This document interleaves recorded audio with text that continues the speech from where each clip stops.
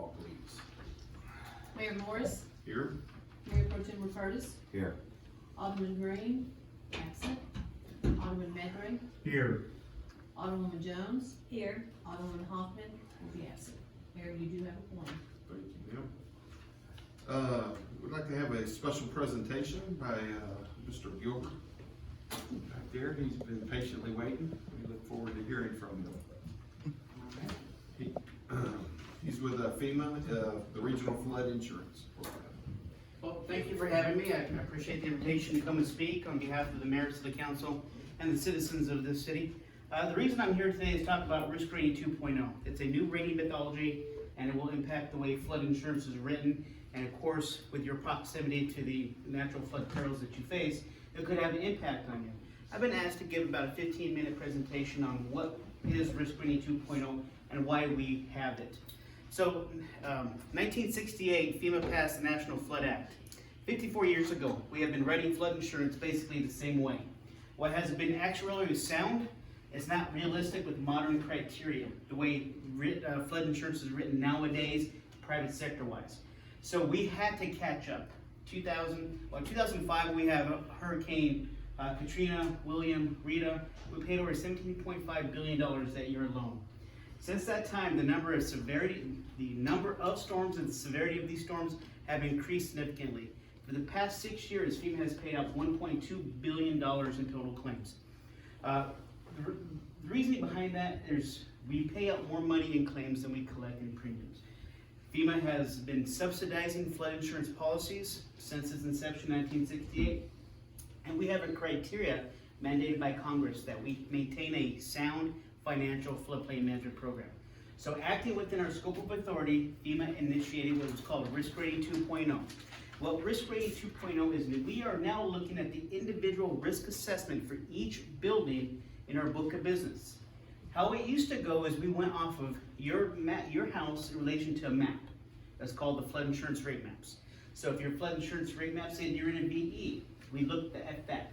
And then we looked at where the base of elevation is, and then we determined your flood insurance premium based off the flooding risk of either riverine or coastal storm surge.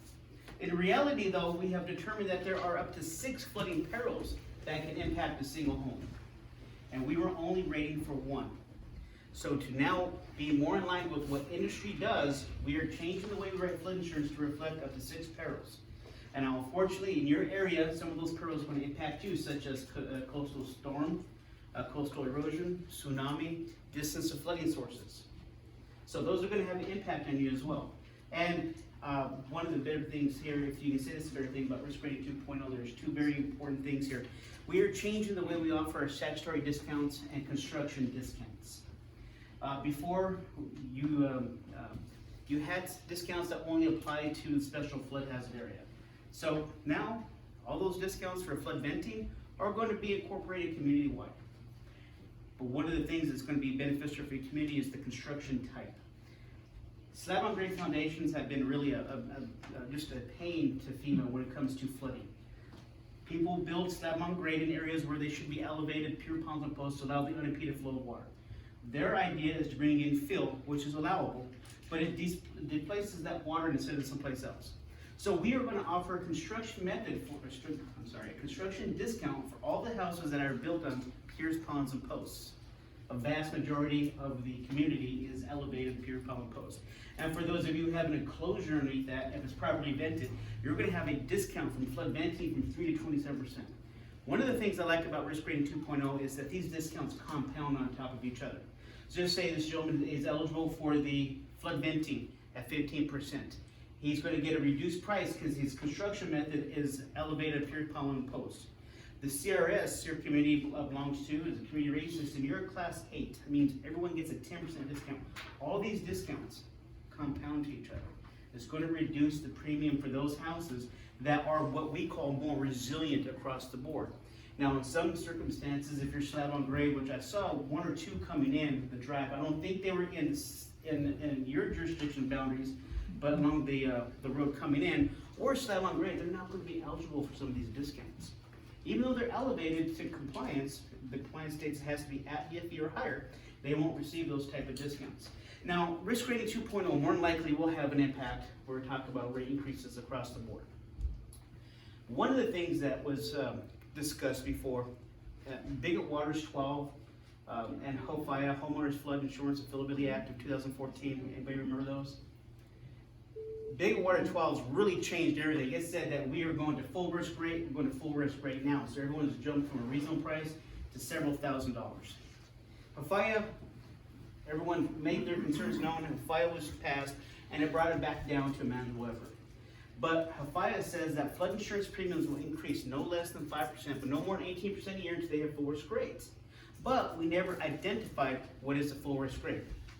So your increases were experienced year after year with no end in stop.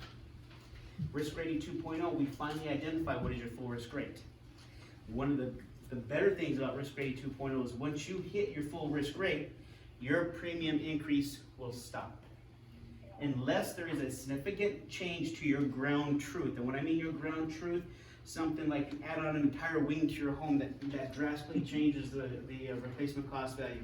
Or the community does a massive drainage protection system that will impact the entire neighborhood. Those can cause changes, or there could be administrative changes. The federal policy fee and the Reserve Fund Assessment Act, those type of changes may amount to small percentage increases, but the premium itself, once you hit your full risk rate, will not increase. Now to get there, we're going to put you in what's called a glide path. You're going to get two numbers on your declaration bill. Here's how this is going to work. The top number is going to be your full risk rate. The bottom number is going to be your annual pay rate. If your annual pay rate is already higher than your full risk rate, you're going to go straight to a decrease, right then and there. You will pay the lowest amount. We will always give the insured the most advantageous rate. If your annual pay amount is lower than your full risk rate, you will experience an 18% glide path every year until you hit full risk rate. And when you hit that full risk rate, your increases stop. So by law, we cannot increase flood insurance premiums more than 18%, and this is it. There are a couple caveats. We are first and foremost concerned about your primary residence. We want to make sure that your home is protected, you can get back into your home at an affordable rate. Secondary homes, rental homes, the glide path can exceed 25%. Now, excuse me while I look at the notes here. So the rating variables that are changing as well is we are moving from a foundational type. We have 80 different diagrams in our book of business. It's very difficult. Anyone have the elevation certificate done by a surveyor, you have to look at the diagram. We have 80 different of those. So we're making it easier. We want to make the NFIP easier, not just for FEMA employees, surveyors, engineers, but for our insured to understand. So we're reducing the complexity. We're taking away those 80 diagrams. We're going to 6 different foundation types. That is it. 3 of them won't really pertain here because those are the 3 that are going to be slab on grade foundation, slab on grade with basements, slab on grade on the solid crawl space. But we do have 3 that are going to be for the elevated. You have elevated pure pile and post, elevated not pure pile and post, elevated on some type of solid shear masonry in the wall. Those are going to be primarily here, and those are the ones going to receive the best discounts here. But we're also going to what's called the first floor height. We made it really difficult before. You have to have a BFE, you have to have a surveyor come out and do boots on the ground, and they'll have to do benchmarks, and they'll have to look at the profiles. It's really complicated. Now we just want to know one thing. We want to know how high your first floor is from the ground. That's it. And we're going to provide that for you. We have procured what's called the first floor height tool using data analytics, GIS platforms. The company we hire fully anticipates having the first floor height tool for 80% of our book of business. We've got 5 million policies. So with that being said, to purchase flood insurance, you no longer need elevation certificate. Now, it's important we remember that what I'm referring to today impacts flood insurance. Your floodplain management staff here still has compliance requirements that they have to maintain, and since they're a CRS community, they have to maintain elevation certificates as well. But for the insurance side, no longer need it. But anyone actually read their elevation certificate, has a lot of good information on there. It has their flood zone, it has their Suffolk panels, the effective dates, their BFE, the low stress grade, high stress grade. I can keep going on and on. So even though it's not needed, it's still really good to have for you as homeowners to make informed decisions moving forward. but is no longer needed to purchase flood insurance anymore. So we're providing that for you now. Another thing that we're doing with Risk Rating 2.0 is we're trying to start people off with a clean slate. So if you had a prior claim, okay, it's staying on your record, but we are not going to count it as a rating variable as we transition to Risk Rating 2.0. Until you file your first claim under Risk Rating 2.0. So right now we've already implemented phase 1, which started in October of last year. Phase 1 was for new business only, unless you had a renewal that was in effect after October, but before April of this year. Now, if a homeowner wanted to get a quote under the legacy system and a quote under Risk Rating 2.0, then they can decide which one was most advantageous for them. If Risk Rating 2.0 provided a lower premium, they can choose to opt in. Now, phase 2, which will start April this year, our entire book of business. So if you haven't already been implemented under Risk Rating 2.0, you will after April upon your renewal time. Okay? So it's not at April, everyone just automatically transitions, it's upon your next renewal.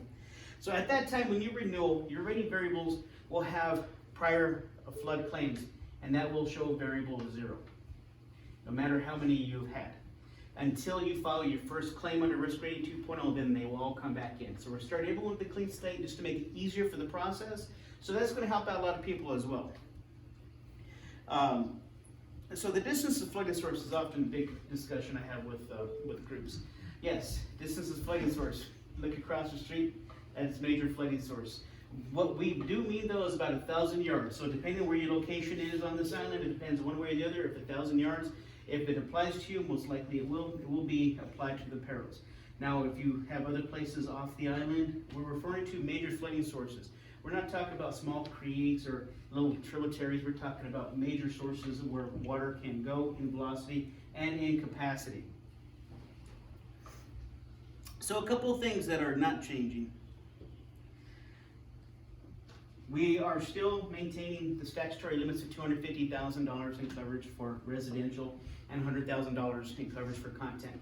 We pushed to increase these. We know your homes are valued a lot higher than $250,000. My understanding is there's several bills on the Hill being discussed by our representatives in DC to increase that, but until they do, we have to stay within statutory requirements. So we could not increase the amount of coverage we offer. So it's maintaining for single-family homes or residential properties, $250,000 building, $100,000 content. Increased cost of compliance, which is a great benefit for those of you who have an insurance policy, is also maintained at $30,000. It's a catch-all. If your home was completely destroyed, you could get up to an additional $30,000 for increased cost of compliance to help you rebuild. That's maintaining as well. Mandatory purchase requirement is staying in place. Now, the firms that we have been using for years to rate flood insurance are no longer going to be needed to rate your flood insurance premium. Instead, we are going to go off of a series of data sets. And these data sets are going to tell us a lot more information than those firms ever did. That firm was just your place on a map. And for example, the houses inland, those that were in areas of minimal flooding, they had the best premiums. They had the lowest premiums simply because their home was on a piece of paper that said you're in an area of minimal flooding. In reality, they were taking about 33% of claims every year. So it was the true risk of that house wasn't indicative of those firms. So now that we're doing a risk assessment, we're dealing with flood zones, we're going to go off the individual risks of every building.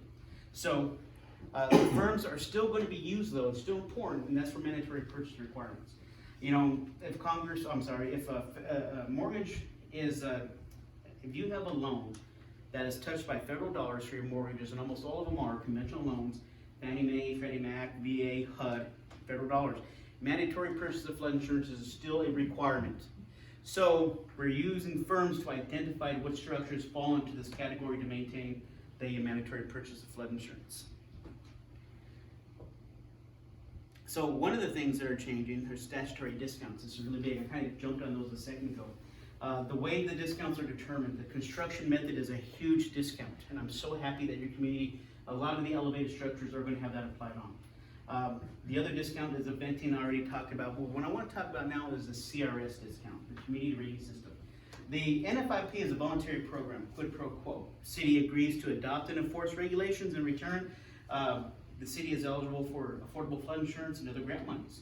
So inside of that program is another voluntary program. It's called the Community Rating System. Your city has done really hard work to get to a Class 8. That equates to a 10% discount for every one of your policies because the hard work the community is doing. Now that used to be regulated to only the special flood hazard area in the community. Okay? Under the risk rating 2.0, it's now going to be allowed to every building inside of the jurisdictional boundaries of that community, regardless if it's in a floodplain or not. So that's a good thing. One of the caveats there though is that anything outside of the special flood hazard area has to be at full risk, which just kind of to your luck, a lot of the buildings here are post-from construction with newer elevation certificates, so we already have a really good idea what the full risk rates are. So the CRS discounts will be available. Another discount that is new, and I believe that your community is going to benefit from, is our machinery and equipment discount. Now the machinery equipment discount is a either all or none discount. And for those who build slab on grade, they will never be able to get this because the machinery and equipment have to be elevated to the proper floor. So when you're elevated on pure pile and post, the proper floor is the floor above the elevated area. So your ground floor where your utility machinery and equipment is already located. So in some certain cases, like if you have a slab on grade foundation, the appropriate floor would be the attic. So water heaters, air conditioners, sometimes it's practical to have those in the attic. But when you have content insurance, we start talking about your washer, your dryer, your dishwasher, right? That would also have to be in the attic. So now it becomes impractical to elevate machinery equipment for slab on grade. But for elevated structures, it's a 5% discount. Once again, it adds on to the venting discount, adds on to the CRS discount, adds on to the construction discount. So you'll start to see a significant amount of savings when all these discounts are compounded on top of each other. So I'm really excited about that one in the elevated areas. And once again, the purpose behind Risk Rating 2.0 is to incentivize rebuilding with more resilience in mind. So elevating on piers, piles, and posts or another method like that is something that we have really been advocating for. Now, a couple things that are changing, grandfathering is going away. We are trying to reduce our ability to subsidize flood insurance policies. We have made it, we have incentivized development in high-risk floodplains because we do offer such low flood insurance premium in some areas. So grandfathering is going away. And a lot of people were concerned about that, but the reality is we have about 140,000 total across the nation of our book of business. Grandfathering has been whittled out slowly because eventually even grandfathering rates will get to a point where it's just so high that they transition to a standard flood insurance policies. But grandfathering is still beneficial because you can still sell your policy. If you want to sell your home, you can assign your policy to a prospective owner and they will start wherever this policy is located. So grandfathering often has a lower starting point. So a lower premium will equate to a lower 18% glide path, give you more time for homeowners to make informed decisions. Other things that are not changing. All the requirements for floodplain management and compliance are not changing. Everything that is required in 44 Code of Federal Regulations 60.3, and that is the main document that your city enforces regulations to, plus the higher standards they adopted, are not changing. All these changes we have talked about today only impact the insurance side of this. So we already talked about phase 1 happened last year. Phase 2 is going to affect April of this year. As I said before, it will be upon the renewal. I encourage you to get quotes. I encourage you to get multiple quotes. Not that you're price matching because the price should be the same. They're going off of our schedule. But what you're looking for is knowledge and experience from the agents who write your flood insurance policy. Because if they can't give you an accurate quote, how are they going to help you when you need to submit a claim? So it's really important. Get your quotes now. Find out. Make sure that these discounts are applied to you. If you have an elevation certificate, even though it's not needed under Risk Rating 2.0, you can still submit it. I'm a big believer in trust but verify. This is, Reagan said, the scariest words I'm from the government. I'm here to help. Well, take what we give you, but verify it by submitting your elevation certificate. Or if you have a ground survey, submit that and we can compare information. And if your elevation certificate, especially if it's post-construction and newer construction, let's submit that and see if that helps you with your rates. So I just took 5 hours of presentations and I put it in, am I still under 15 We minutes? did it 20. Okay, I put it in 20 minutes. I know there's a lot of questions that I wasn't able to get to today, so I think can we still take 5 minutes for questions? Sure, absolutely. Do we have any questions on Risk Rating 2.0? There's gonna be a lot more coming out. We have been aggressively providing education outreach to insurance agents so they can answer your questions. I don't have access to any of the engines. Only licensed property and casualty insurance agents who write flood insurance can give you quotes.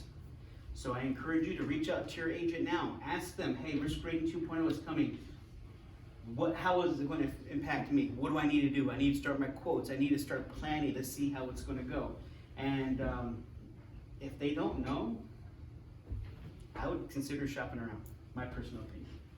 So, yes. Is there some place that we can go to see what these discounts would be? So So- we can make sure we're in? Okay, so under the old system, right, the legacy system, we had these really nice visual aids that would tell you, okay, if you elevated your house 1 foot, 2 foot, 3 feet, this is your potential savings. But because we have so many variables going into how Risk Rating 2.0 is written, and because each building is unique, we can't provide those visual aids as of right now. Headquarters is trying to work on it, but every house is different. When you're going off of just a location on a map, it's easy to kind of have an idea of what the house is in the surrounding areas. But now we are going solely on how your house is built, the ground area for your house, the surrounding area for your house, and geolocation of your house compared to the nearest flooding source. If it's going to be impacted by tsunami or coastal storm surge, coastal erosion, even the Great Lakes is a peril. So it's really hard to try to create that in one graph because every house is different. Yes, ma'am. Are flood claims gonna still be paid under the theory of rising water, not storm surge? Because we ran into some issues with Ike that, you know, if it was storm surge, it fell under wind and storm. If it was, and of course, elevated houses, we don't have any rising water elevated houses. Yeah, so our definition of flooding is a partially submerged area of either 2 or more houses or 1 or more acres, and one of those houses belong to an insured member. That has not changed, and the way we pay out our claims have not changed as well. It's going to be up to the adjusters to determine what was the cause of the damage. When you have multiple policies, if you have a wind, what are they called?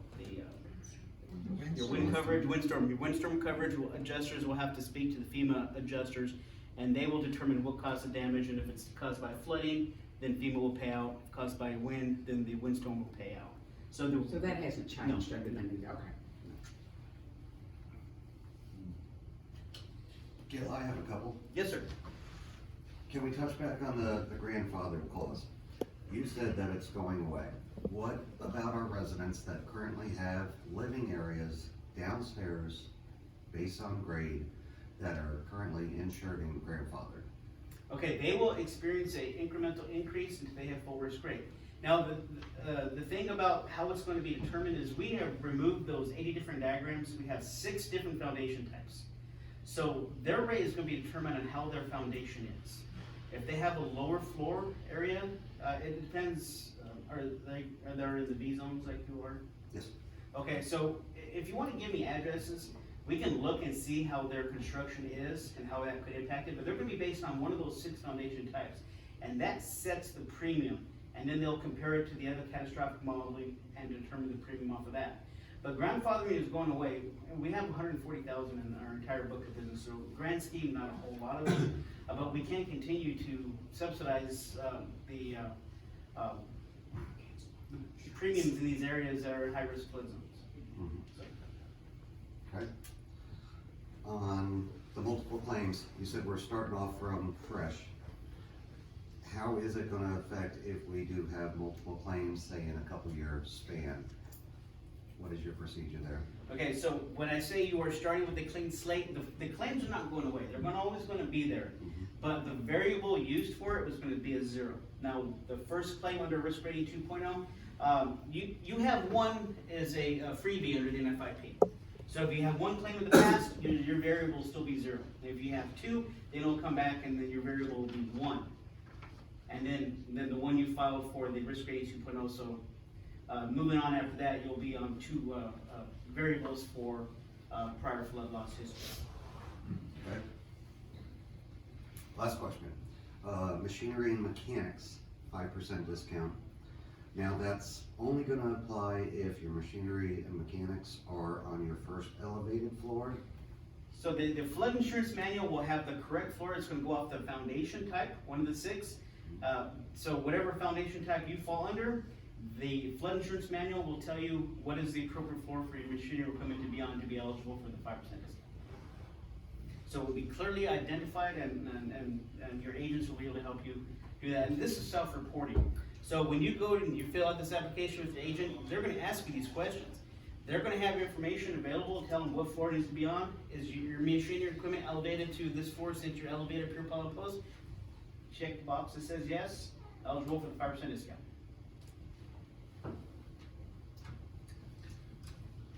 Thank you, Charles. All the information. Great, no more questions? Gilbert, didn't it? I thought it was. I'm sorry. Gilbert, yeah. Well, I do have one, I guess. I'm trying to decipher all you said. So we heard a lot of discount, and all that makes you feel good. But you also started off with, can't afford to pay for these anymore, we gotta make some changes and stuff like that. So who's gonna get hurt worse based on what you said? The folks that, when we sat there and go, we shouldn't have lived by a river, shouldn't have lived by a lake, we should have been up on sticks. We're up on sticks. So is it gonna hurt us, help us, or what? So I honestly believe that around this area, we'll see an increase. Now, the increase is going to be completely dependent on the characteristics of your house. Once again, those discounts are going to bring the increase down. Now, we're going to see decreases across the country, but those are going to be in the areas where, West Texas, going to be in Nebraska. Out of our 5 million policies, we fully expect 1 million of those policies to decrease. Since we're doing away with what was called the preferred risk policy, right? That was our best product. Now that we know that those are areas of minimal flooding, but they're still flooding, they're gonna pay a little more. Your area down here, a lot of your information was already based on what we call full risk data. You had a lot of post-firm elevation certificates with a lot of renovations and elevation projects you had down here. So increases, you could have seen increases, it's possible for me to tell you, because we go off the replacement cost value, the overall size of the house now plays a part in it. One of the things that we did bad under the old system is that we set a premium, and that premium was the same no matter the size of your homes, no matter how much your home cost, right? You can have a $2 million home right here and a $200,000 home right here. You're in the same flood zone. All the ground characteristics are the same. They're going to pay the exact same premium under the old system.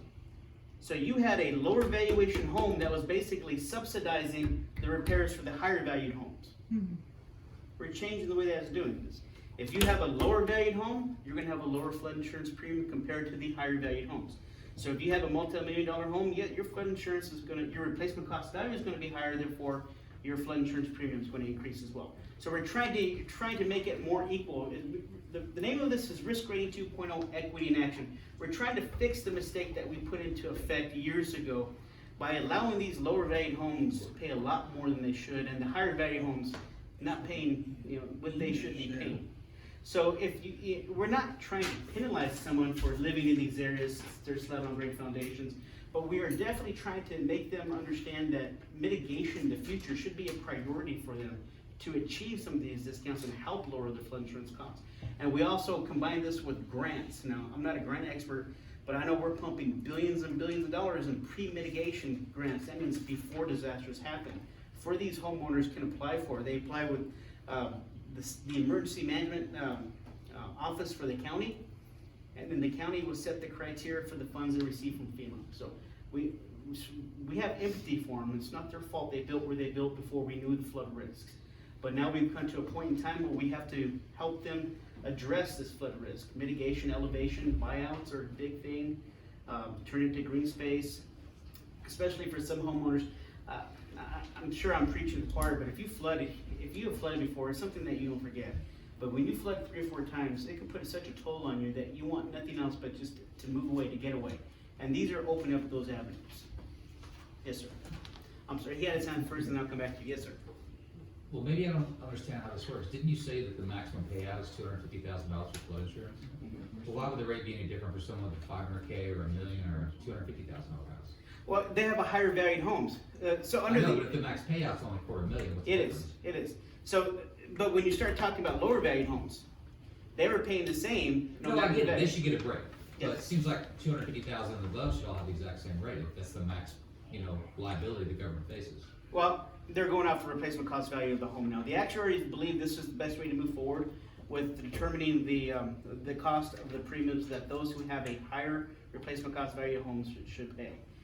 The actual data behind that, the actual science is beyond me, but they basically explained it to us is if you have a higher valued homes, your premium should be higher. If you have a lower valued homes, it's gonna be lower. Does that make sense to you? Well, it does because a lot of the higher valued homes have what we call partial claims. So they don't necessarily max out over 250,000, but they hit the 250,000 a lot faster than the lower valued homes. We're paying a lot more for these higher valued homes every time because That makes sense. they hit the 250,000 so much quicker than the lower valued homes. The partial claims are what is really eating our lunch. Okay, I understand. Yes. That was my question. Okay. 2 for 1. I'm on a roll. That's it, get All back right. more insurance in that. Great. And one more, I'm kind of new to the coastal living, 4 years here, but how often is there a $250,000 flood claim? I mean, I feel like I need to go get more flood insurance, but I've got a relatively new home, so it's 16 feet in the air. I probably, No, so you guys build to a higher standard down here. Because not only are you impacted by flooding, but you're also impacted by high wind, hurricane, Right. coastal storm. So your homes are built to a higher level than what most you'll see in other parts of Texas. But we very easily hit 250,000 claims in Harris County, all the way down towards New Orleans area. Sure. We'll pay out full claims. And then also the severity for Hurricane Harvey. I mean, when the water hits the attic, we're just 250,000. And we're not even going to send any adjusters out there. It's obvious. 1 inch of water can cost up to $26,000 in modern construction homes. So when water gets up to the attic, everything has to be done. And flood water is horrible. One thing coming off the coast, but when you flood inland, you're talking about toxic material, dead animals. You talk about septic systems that have erupted. I mean, it's just horrible, nasty stuff. So everything has to be taken out and started over. okay, thank you. Yes, sir. I've been here 10 years. When's the last time a house on Piers was flooded here? Hurricane Ike, so, On Piers? Years? Yeah, Hurricane Ike, yeah, 8.5 foot, 13 foot in some areas. We're 12 feet up. more than that, some places, yeah. We didn't flood. Okay. Higher standards, you're more protected, more resilient. But I tell people all the time, especially in the areas of minimal flooding, at no time will you ever find a neighbor maps that says you'll never flood. A lot of people think that if they elevate their homes, they're coming out of the floodplain. You're just providing a more layer of protection, more resilient. No more questions, I'll let you have the meeting back. Thank you so much. Thank you for that. Greatly appreciate it. Now I'd like to have Russell lead us in the Pledge of Allegiance. Please. Pledge allegiance To the flag of the United States of America, and to the republic for which it stands, one nation, under God, indivisible, with liberty and justice for all. honor the Texas flag, I pledge allegiance to thee, Texas, one state, under God, one and indivisible.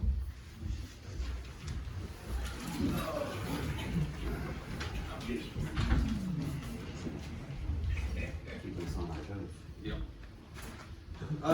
Citizens request to speak before council. Ordinance 2018-2, members of the public are invited to give comments at this time, lasting no more than 3 minutes. Comments may be in a general nature or may address a specific agenda item and should be directed at the entire council, not individual members of council or staff. Any speaker making personal attacks or use of vulgar or profane language shall forfeit his or her time remaining and shall be seated. No action will be discussed or taken. Thank you. Mr. Stroud, I think he's the first one up. Yes, sir. Just state who you are and all when you come up. Absolutely, yes, sir. Thank you very much.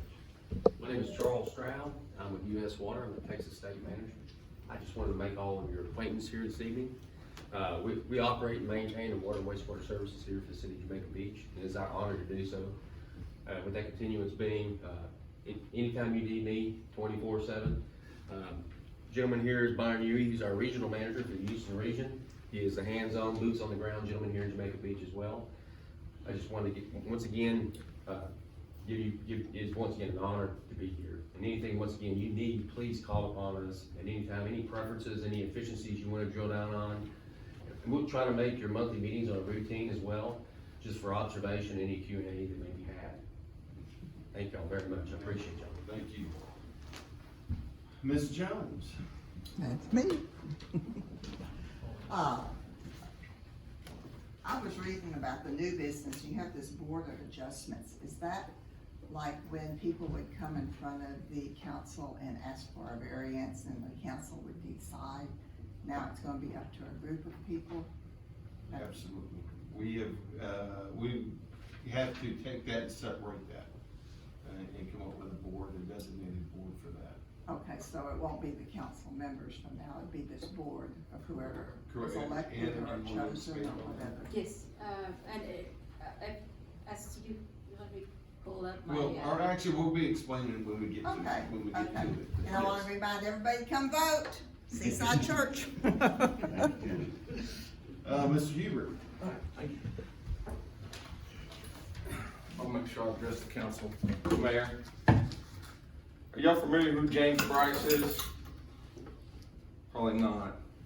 James Bryce, he was the author of a book called The Holy Roman Empire. If you ever read that book, I ain't personally read it, but it talks about corrupt governments. And he also said the sunlight will kill the germs that corrupt government. Sunlight. You know what he refers to when he says sunlight? It means transparency. We need to see some things, we ask for things, and we want to see them. They don't have to be hidden, lied about, or misled. Okay? I'd like to see a stack of public information requests sitting on the table in this council every time I come in here. Because I'm going to pick them up, fill them out, and send them in. I can download them myself. That's not a problem. But let's show some transparency. I want to see a stack of public information requests on the table in this council. Y'all good? Oh, one more thing. I'm sorry, council. In relation to my complaint last week, did you throw it out because I addressed someone other than the council? Tell me a yes or no. Tell me a yes or no, Mayor. We haven't thrown anything out. I'll expect an answer. And then Miss. No, I'm not, Lisa. She's, listening. I'm sorry, She's just listening. Put it on her phone. Next item will be reports from the directors, including police and fire. I'll go. My name's Yes, ma'am. Debbie. Just wanted to let you know, we will be holding an election May the 7th. We had 4 applicants apply for place on the ballot. In no particular order, I have Sandy Denby, Russell Rupertus, Shirley Green, and David Welch. I have 2 incumbents that's rerunning and 2 that's new, so just want to let you know we will be holding an election. I will be drawing for places on the ballot on March the 2nd. I will post it on the website. However they want to place, if they're welcome to come, I'll call each one of them, or we can draw here at City Hall, whichever you want. Hopefully this Thursday, we're gonna be installing our video, audio equipment to make our meetings live. Hopefully that happens Thursday, that we're on the schedule for that. So hopefully the first meeting in March, it'll be on, recording it up and live. As you know, the website's live. We still have a lot to add to it and correct to it, but, right now it's up and live. If you wanna take a peek at it and look at it, it's still a work in progress, just be patient with us. Hopefully it will get better, so. it's there, We thank you for your hard work and everybody's hard work on that. That's been a long time coming. yeah, so. That's for me, that's all for me. Alright, from the Director of Operations, we've been working with FEMA. You know, we received that public assistance grant, it's a little over $9,000 from Tropical Storm Laura, so we're just working on the logistics of getting those monies into our account now. The application has been complete and signed and reviewed. We're also working on, Winter Storm 2021. So we're right now turning in all the documentation of the damages we had and seeing what we're eligible for as far as reimbursement for the expenses that we held. That's, you know, as you can see, it's a tedious process, it's a few years. And there is a grant out there that was issued following Hurricane Ike for 2 walkovers. So that's you know, a huge elephant to take a bite out of, but slowly but surely I'm working on it and getting the documentation and going back and seeing what needs to be done to get that grant completed and followed through and finished. The next thing that we have worked on is the hazard mitigation plan has been completed for the next 5 years with the Texas Department of Emergency Management.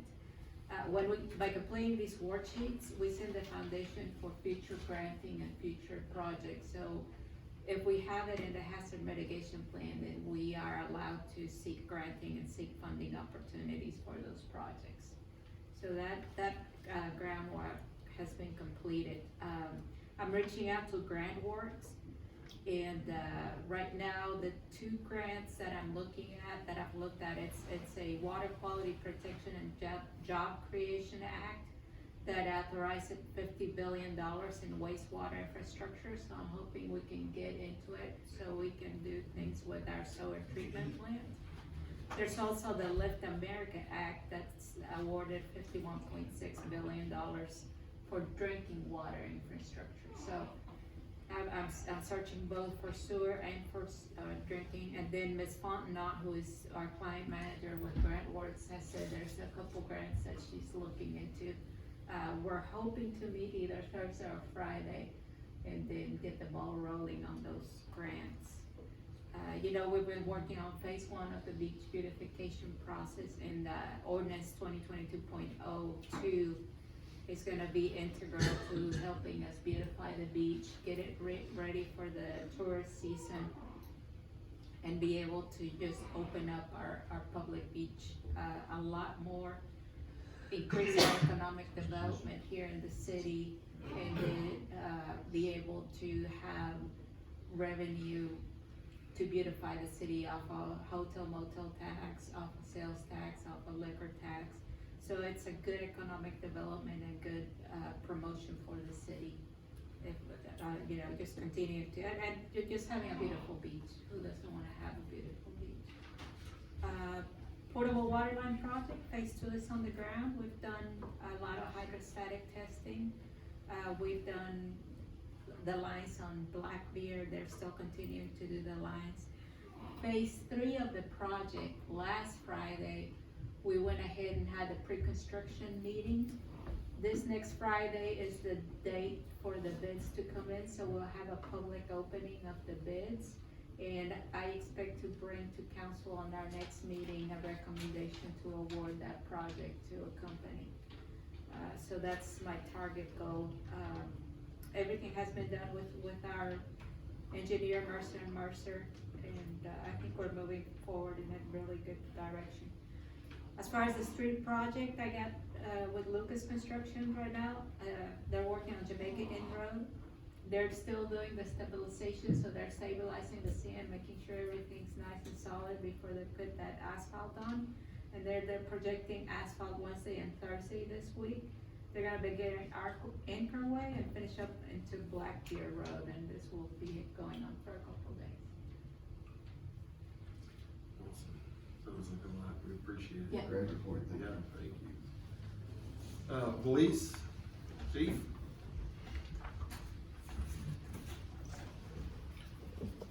Thank you, Mayor. Just a couple of things. We've had some great information in the meeting already, and I'll try to keep it as brief as possible. Concerning the website, we are actually recreating the Jamaica Beach Police website, and we're gonna be putting it on the police page of the city website with a direct live link to it. That will be coming out. Hopefully, we'll be ready to roll with it by this time next month. Same with our Facebook account, we're just enhancing it a little bit, so we'll get a lot more information out there, and it will be active before season.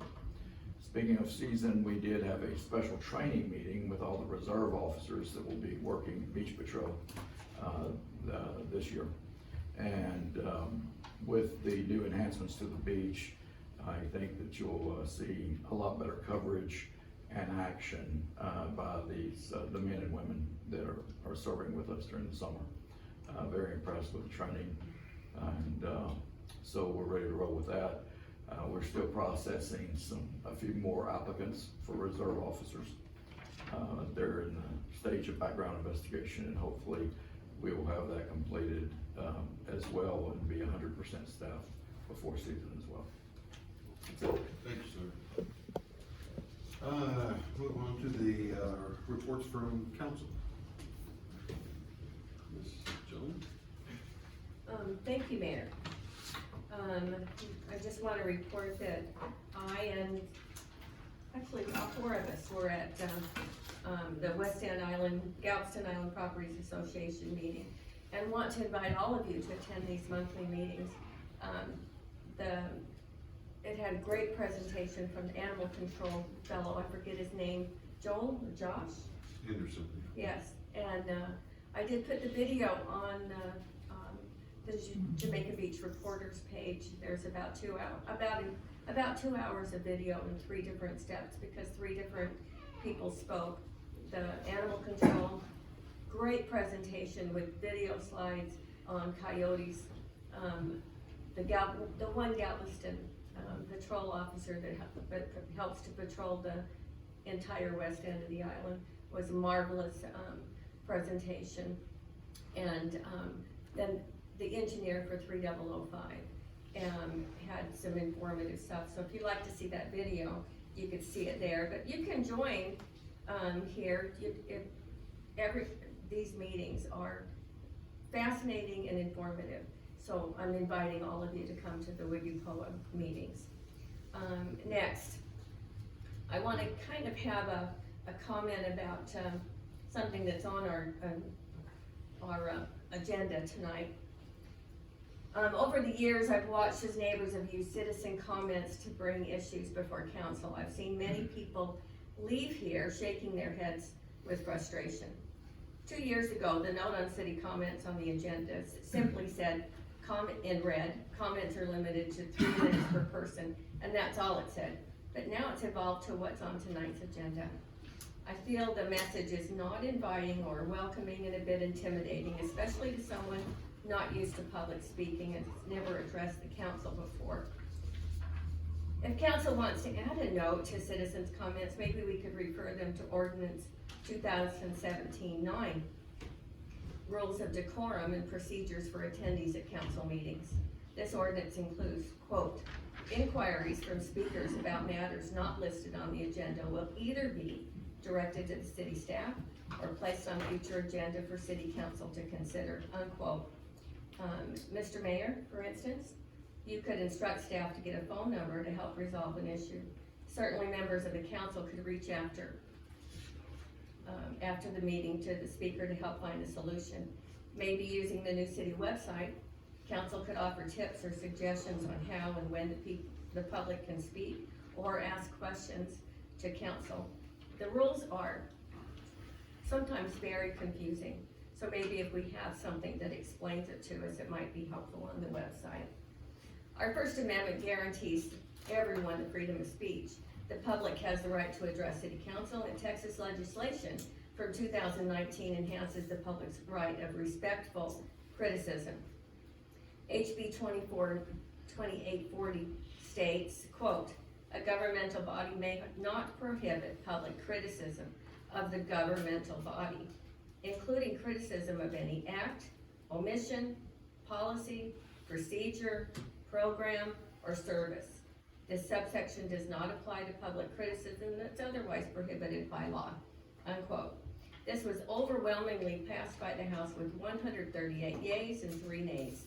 I'm suggesting, Mayor, that the rules of decorum be updated and HB 2840 be included.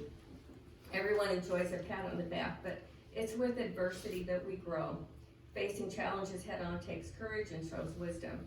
The council and staff should listen to our friends and neighbors with an open mind and heart when they come to this chamber with unresolved issues, and after the meeting, we should reach out to offer solutions or an explanation.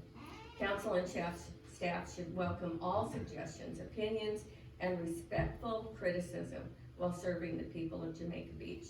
Thank you. Mr. Gill? Yeah, I attended the meeting she was referencing. It is a worthwhile thing.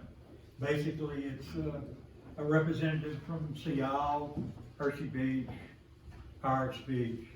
It is a very good meeting. It's very informative. As Lorraine said, the TxDOT engineer was there. Through that meeting and talking with him, I was fortunate after the meeting Saturday morning to meet him at the bump, right? Buccaneer bump. So he stood on it, he looked at it, and he committed to get it fixed, move it up on the priority. He said he had a contractor working. We move it up on the priority to get it fixed, hopefully this week. If I don't hear back from him, I'll follow up and see what's going on. But hopefully, we're getting there. That is a really bad bump. The bump, right? Bob Smith is too. Bob Smith is too. Thank you. Sure. Russell? To sum it up, we're kicking butt. I've been on this council completing 6 years. I have never seen so many projects going on at once. Our forward momentum is fantastic. All right, met with the road crews, the county engineer, the water department crew. Everybody's on the same page. We are just making progress leaps and bounds like I haven't seen in this village. Never. All right, that's that. I wanted to take this time and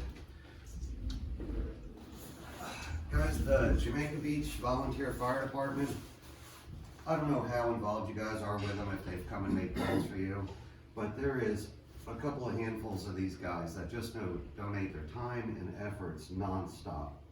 And it's come to my attention that all of their budgetary means, all of their finances are going to fire saving, personal protection gear, air packs, and they're needing jackets.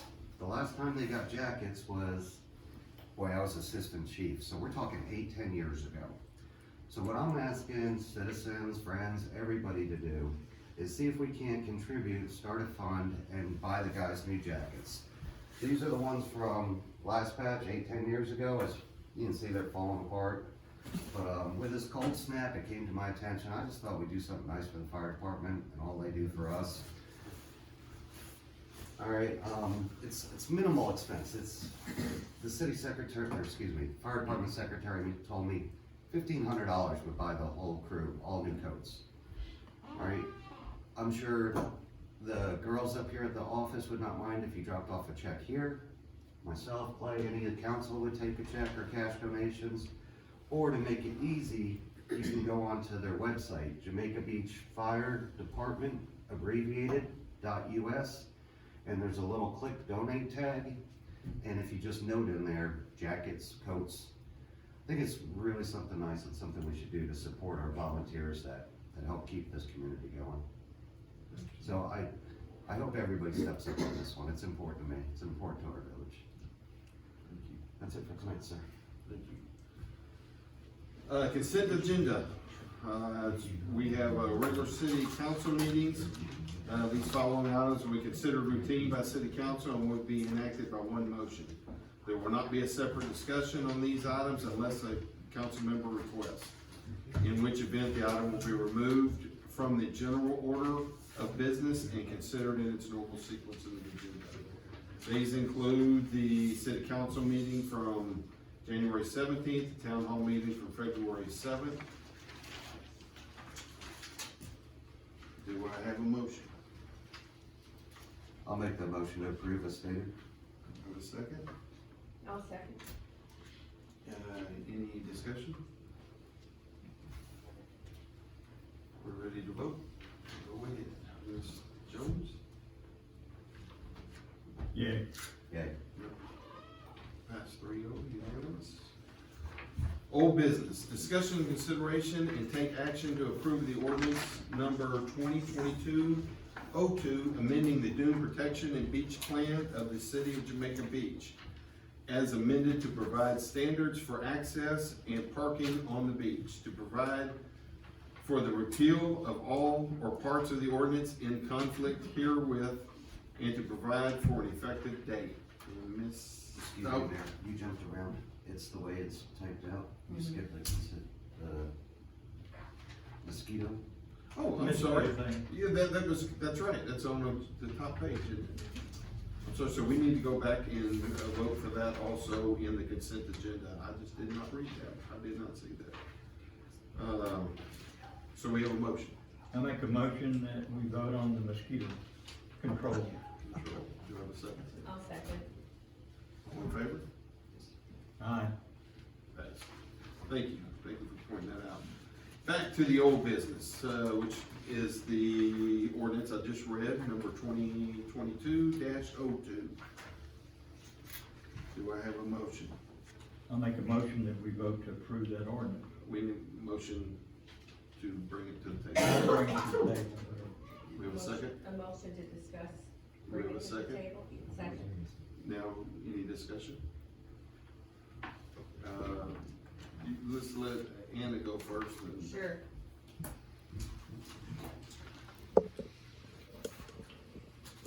So, as y'all know, we've been talking about the beach beautification process and doing it through 3 phases. So phase 1 is cleaning it up, getting our parking instituted. Phase 2 is amending our existing permit that we have at this time with the GLO to do the sand fencing. And then phase 3 is completing that FEMA granting to get the walkovers in order to beautify our beach, be compliant with the Open Beaches Act, all the ADA regulations that go hand in hand with the Open Beaches Act, as well as be able to bring that economic development that comes into this. It's gonna come to the city no matter what, but we want to do it in a organized, concise fashion. And this ordinance just clears, it's really just amending the prior ordinance that was passed for beach parking. And it's just creating it a little cleaner and a little better to do our traffic flow, to keep it clean, and to go ahead and set the base posting and signage for our following phase, which is gonna be the sand fencing. I want to add one more thing. That phase 3 was the replanting the natural vegetation that we will be doing. Yes. Also, continue, please. If you have any questions, I'm open. Okay. Ms. Jones? Yes, Mr. Mayor, if, I looked at the old one and what I think, old, Dune plan, beach plan, and from 2021-02, and the one thing that's missing is a pedestrian beach. So are we removing the pedestrian beach? Yeah, the pedestrian beach has now become the state park in Galveston on the other side. We're gonna be using that area as a turnaround area for traffic. Okay. And also, there is something on the new wording on, number 2 on the second page that I'm not comfortable with. It reads in parentheses, there is no access point near the west end of the beach at this time. Could we remove this at this time? That opens it up, that are we planning to open up later? It leaves it questionable. And that's all right, we'd rather leave it questionable at this time. I disagree with that, but, I okay. mean, it's not saying we're gonna do it, it's not saying we're not gonna do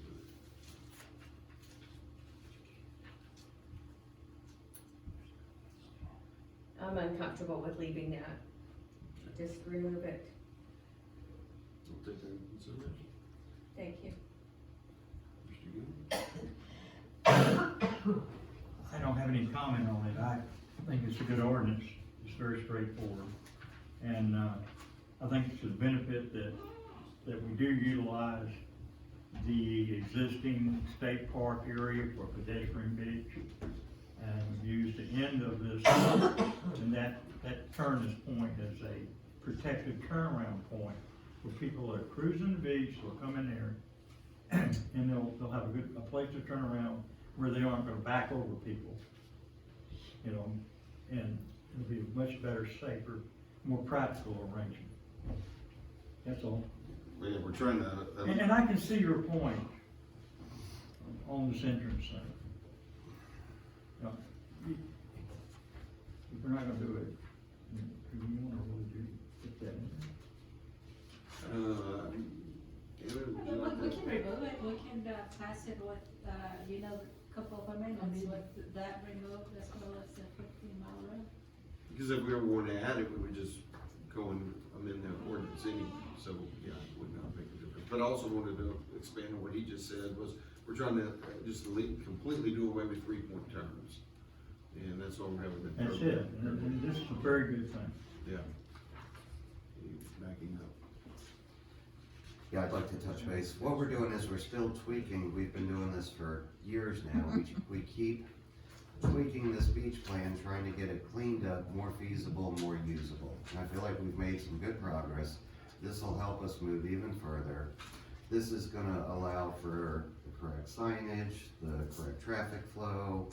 This is gonna set us up for possible dune fencing to rebuild the dunes naturally. As the mayor said, we're gonna, in hopes to bring in some vegetation to get that regrown. So I really feel like the beach is looking up and we're moving forward in this aspect finally. Thank you, sir.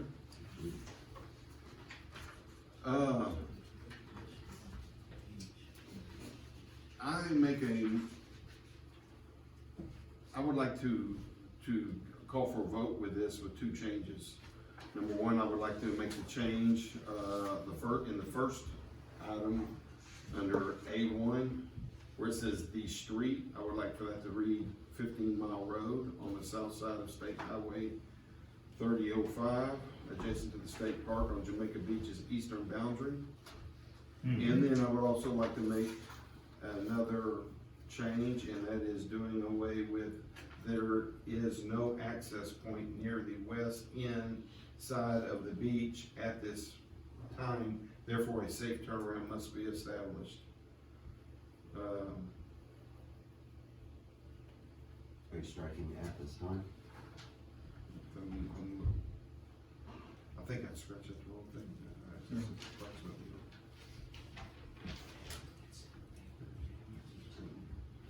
I scribbled it out so much I can't even read it. Is that what Right here. Okay, that's the part Just we were straight talking down, about, right. yeah. Forgive him, he's That been. last Yeah. sentence. Huh? The last Yeah, the last sentence, that's Last right. sentence in its entirety. Yeah.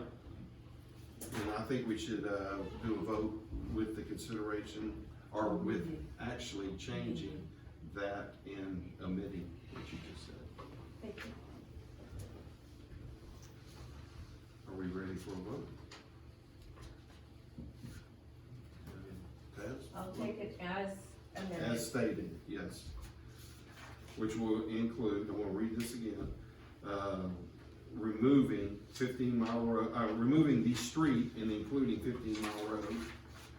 Yep. And then deleting There is no access point near the west end side of the beach at this time, therefore a safe turnaround must be established. We're gonna remove that. You have a motion to amend. I have a motion to amend, yes, ma'am. Second. I second, You second? I second the May motion. I have a vote? I'm in favor. Favor? I'm in favor. Abstain. Abstain. 2 in favor.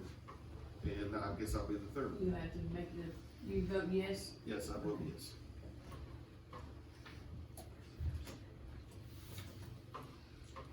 Next item will be new business. 9.1, discussion, consideration, and take action to approve ordinance number 2022-03, amending city code to restructure the Board of Adjustments containing a severability clause making various findings and provisions relating to the subject, finding compliance with the open meetings law and providing an effective date hereof. Do I have a motion? I'll make that motion. Have a second? I second. Any discussion? I'll open that discussion. Well, sure, go ahead, and then we'll let Anna. Well, let's turn it to Anna, thank Okay. you. The reason staff is requesting that we establish a board of adjustments is after doing research and looking at the municipal law and procedure manual, members of the board of adjustment are strongly cautioned to not be part of city council serving as double duty. That is because it leads to complication when city council passes ordinances, or municipal employees and contractors who are contracted by city council and interpret these ordinances, therefore creating awkwardness to have the city council hearing appeals from their own ordinances. The municipal law and procedure manual adds that there is a substantial benefit in having a separate body, each member of which is appointed for a certain term, to make the decisions on what at the time may be either emotional or controversial issues before the city council. The appearance of undue political pressure is diminished, and there's also less of a chance that a court may become confused and review the decision as if it were a regular city council decision, rather than a decision from the Board of Adjustment, which is entitled to a greater deference. So in other words, a Board of Adjustment would be a independent board that would make decisions on any appeals to existing ordinances, anything that's existing under the zoning law, which is a very powerful law when it comes to the Fourth Amendment and your right to property, because it does govern how you can use your property. So establishing the Board of Adjustments puts basically almost like a jury of your peers that's evaluating you without putting the undue pressures that city council can have with the relationship to either the staff or the person that's bringing in the variance. Board of Adjustments, it's a quasi-judicial body, which means when the Board of Adjustments makes a decision, if there is an appeal, it will not come to city council, it will go to county. Which is very much the same way that it would have worked if you guys were acting as a Board of Adjustments. It just kind of clears up the legalities a lot more. Basically, they were making the laws and. Right, and then hearing variances, right. So right now, staff recommends that we go ahead and establish a Board of Adjustments. Procedures have been set in the ordinance that we are presenting to serve, just like you guys served with terms expiring 3 in 1 year, 2 in 1 year after the appointment. We're also suggesting alternate to just in case something happens, because the Board of Adjustment carries so much weight. A vote by the board has to be approved by 4 members out of the 5. So, because like I said, it is a board that oversees the right to your property. Ms. Jones? No, it's pretty clear. No, I haven't, Well, let's vote. All in favor, say aye. Aye. aye. Next item, 9.2, discussion, consideration, and take action to approve resolution number 2022-01 to appoint the officers of the Jamaica Beach Board of Adjustments and authorize the officers to perform all necessary and appropriate to conduct business in or of the Board of Adjustments. Sorry, pulled that up. You wanna, may I have a motion? I'll make this motion to discuss, No, to bring it to the table. bring it to the table, thank you. I second Now we have some discussion. You wanna go ahead? Yes, we are creating a board of the City of Jamaica, Board of Adjustments of the City of Jamaica Beach. Members should be appointed to serve on a 2-year term. Position 1, 2, and 3 on the board shall be for a period till the end of January 31st, 2023, and positions 4 and 5 on the board till the 31st day of January 2024. And then subsequent appointments shall be for 2-year terms, with positions 1, 2, and 3 ending in odd number years, and 4 and 5 ending in even number years. Councilman Gill was graceful enough to give us several names of people that are interested on the board, and we've assigned them to the positions, and I believe a lot of them are here today. Did we by chance figure out what the requirement is to be on this board? To be on this board, yes, it is on the ordinance.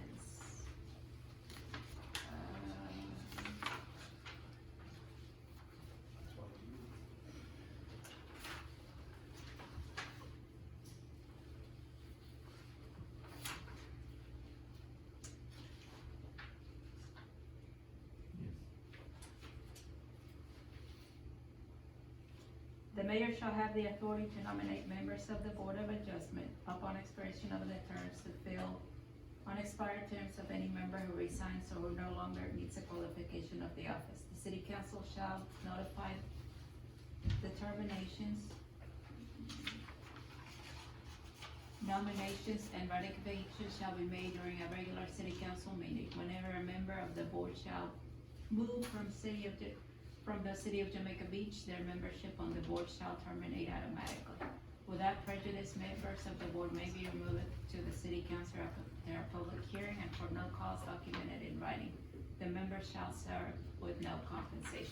So people have to reside here, and mayor, it's your appointment. Any comments? Ms. Jones?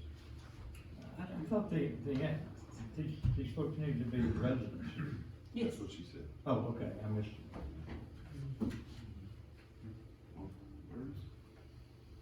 No comments, Mayor. All in favor? Aye. Alright. Motion passed. My report. We're almost done, we'll try to make this very short. Sewer issues, something that no one is ever speaking of right now. We're going after a lot of money federally for grants and all. We've got a problem with sewers. Dale and I, Mr. Hubert, we have talked a lot about it, and they got a big issue right in front of their house that we need to address. So we have a lot of gray water and black water all going into the same system, and we need to get that addressed. It's gonna be a lot of money. We're gonna try to get as much, we're talking this is 3 or 4 years, I think at the soonest before it comes down, but we need to start thinking about it now and not wait till it becomes the issue or a prime issue where we already have enough problems with it. And then also repairing the wastewater treatment facility. We're working with, for granting and federal, state, and county partnerships and all this. We 3 met with them a couple weeks ago, and it was very, very instrumental. We got a lot discussed, and they gave us a lot of ideas and pointed us in the right direction to make this happen. We are looking at doing, here this month, start, thinking about this, try to get it done March, April, and it's, CERT. And if people don't understand what that is, it's, Community Emergency Response Team. And we're gonna marry that in with the Community Watch. And we will be reaching out to people, to stand up and volunteer on that. So we're really excited about that. Hopefully, by next meeting, we will be having live video here. And we're, everything, as Debbie said, it's all getting redone, so we will have live video cameras. The next thing I want to address is, Kaz, you said something that was incorrect, and I kind of took offense to it. You said that it states that public speaking can only be spoken of things that are on the agenda item, specific agenda items. If anyone looks at the agenda, it says comments may be general in nature or may address a specific agenda item. So I just want to make sure we got that clear. The other items are, part of what she was saying is our openness. Whenever somebody does speak, a citizen speaks, the mayor can comment. He can ask more questions, he can ask for follow-up, he can choose to include any called upon city council, and can open the discussion with citizens. So let's make sure we got that straight. The other items, when we're having directors doing the reports of police, city council can interact with them, and same thing with members of council, they can interact with each other. Other than that, we are making a new area. You were on the website committee, or been involved with that, and we've spoke about where we are gonna have a form where you can push, you can give a praise, you can say what's something that you see that you want to see done, a problem with a staff member, and you can do all of that right on the website. It is not implemented yet, but there will be something there. So we're looking forward to getting that done. The website, we've put off doing a lot, and as far as transparency, it's coming even better than it has been. It hadn't been the greatest, I will admit. That was one of the things that I was very adamant on. I completely 100% agree with Alderman Jones. I think we've made a lot of strides, and we still got a lot further to go to the website. We were meeting today again about ideas and thoughts to help with that communication with the community, elected officials, and staff. So we are addressing that. Just please be patient. We will be getting to that. Rome wasn't built in a day, and we are trying. We are trying our best. We have a lot going on, as Russell had said. We're running. We're not actually walking, we're not jogging, we are running right now. And I hate to keep seeing hurdles thrown at us, and that's been pretty hard at times. You know, most of the community is very, very, thankful, understanding, and encouraging. And that's that means a lot to everyone on council. Other than that, I have a motion to adjourn. I'll make a motion to adjourn. Second? Second. Meeting adjourned.